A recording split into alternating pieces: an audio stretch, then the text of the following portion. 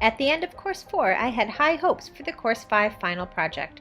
From Course 4, I found a set of science teachers who were eager and open to working with me. I am a middle school librarian, and as such, I don't have my own class time as library is not a class in middle school. I don't necessarily have classes or units of my own to transform for the final project, so my plan was to partner with a teacher who did. My science colleagues and I discussed transforming their space unit, but in the end, and very late into this project, we realized it just wasn't going to happen, but we all feel that this unit has a great chance of coming to fruition next year, and we're all excited about the possibilities. So even though it was pretty late in the course, I moved on. I'd recently worked with Osa, a grade 7 English Language B teacher, building research units to implement next year, and a few other ideas to implement also next year. She describes herself as a bit of a technophobe, but one that would like to use more technology with support. I approached Osa and asked if I could support her in implementing any of those ideas this year, and miracle of miracles, she was interested and eager. However, the issue was that she was mid-unit in her novel study of Parvana by Deborah Ellis. Another issue, although to a lesser degree, was that the class size was very small, but beggars can't be choosers, really. So we moved on together. The majority of her Language B class was moved up to Language A for the novel study unit, and the 3 remaining students were extremely disappointed that their current level of English wasn't quite ready for them to move with their classmates. Osa and I talked about what she was comfortable adding, what would be an authentic use of technology, and what she felt would be most beneficial for her students. She wanted to give the students a boost by doing something interesting and new.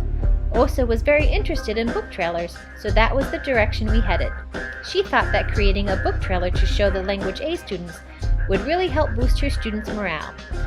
We decided that the 3 students would work together on one trailer since it would allow them to communicate and collaborate with each other. I used both school and net for student standards for this project. As there's a fair few, I've detailed them in my blog post. The WAB standards covered writing for purposes and audiences, and effectively using viewing skills to analyze and evaluate the content and presentation in a range of media. We used Animoto.com. I requested an educator membership, so I was upgraded to Plus and we could do a longer video. Compfight.com for images, of course, and ccmixter.org for music. I had planned on using StoryboardThat.com, but we ended up using a paper storyboard at pretty much the last minute. Osa and I introduced the project by beginning a discussion about book trailers, what they were, their purpose, and the idea of making a trailer to Parvana, the novel they had just finished. Only one student had ever made a book trailer, but they all sort of knew what they were. I selected 2 books, The Graveyard Book by Neil Gaiman and Wonder by R.J. Palacio, and demoed 2 trailers for each title, the publisher's trailer and one made by civilians. We talked about the differences and commonalities of the different versions, what worked and what didn't, and the project pretty much took off from there. The students were interested in creating the trailer, especially when they learned that they were the only ones doing it, that it would be shared with the Language A students, and that Osa would be using the trailer to introduce the book to next year's Language B students.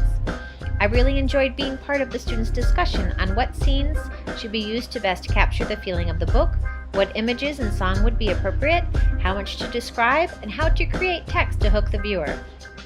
And perhaps most importantly, how to come to an agreement on these issues, since they were creating one trailer together.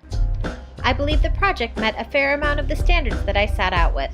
The outcome was that students felt really proud about something they created, and that Osa felt was valuable to their language learning. Osa felt supported and pleased with the process and the final product. I do feel that I met my goals, which were to implement many of the tools, applications, and theories that we have covered in the first 4 courses of the COETAIL program.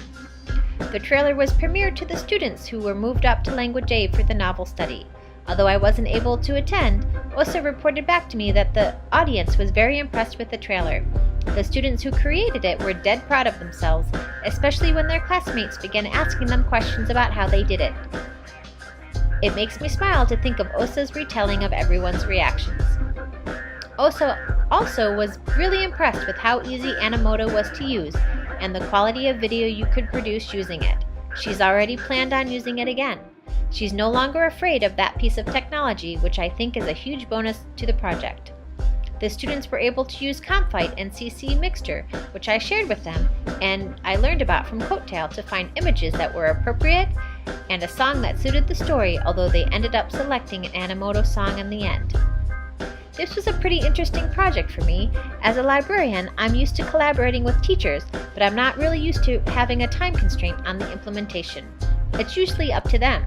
But with this project, I had to partner with someone and it had to be within a certain period of time, so that was pretty new and I found pretty stressful. I was also reminded that when working with students, things often take considerably longer than I think they will.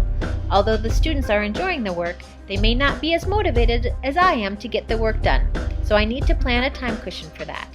Finally, next time I hope to be more realistic on collaborating with busy teachers and realize earlier when it's just not going to happen in the time I need it to.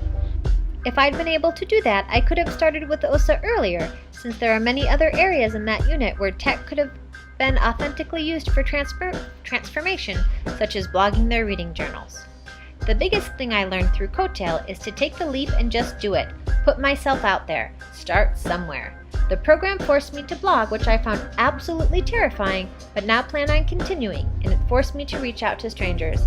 I guess I feel like the program made me walk the walk. To my mind, the implemented project does meet the meaning of redefinition, which is tech allows for the creation of new tasks previously inconceivable. Book trailers are a form of digital storytelling. Technology allowed the students to combine images, text, and sound into a movie which conveyed a message to the viewer. My PLN is made up of people I know in real life, colleagues past and present, and people I've met through the online COETAIL program. I feel like I have a decent start on my PLN, but it's something that will change over time. Grow and contract, grow and contract. Where I'll go from here? I have a flipped research unit in the works for next year, and I'm really excited about that. I do hope to continue to blog and to read and comment on others' blogs. I want to stay connected and grow my PLN. In addition, I want to continue to learn about, and more importantly, use new technology tools while supporting students and teachers.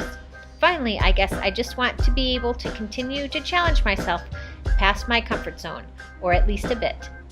So this is the end of my Course 5 project, the end of my COETAIL classes, but hopefully just the beginning of my tech adventure.